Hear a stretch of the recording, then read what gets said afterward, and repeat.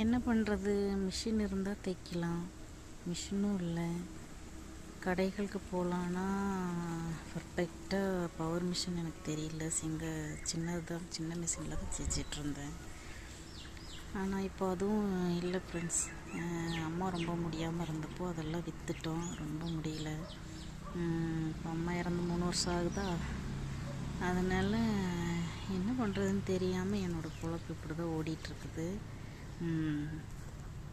காலையில் மல்லிகை காட்டில் பூ எடுக்க முடியும், பூ பறிக்க போகலாம். அப்புறம் மிச்ச நேரத்தை இப்படி செலவு பண்ணலாம். இது ஒரு பிரயோஜனமான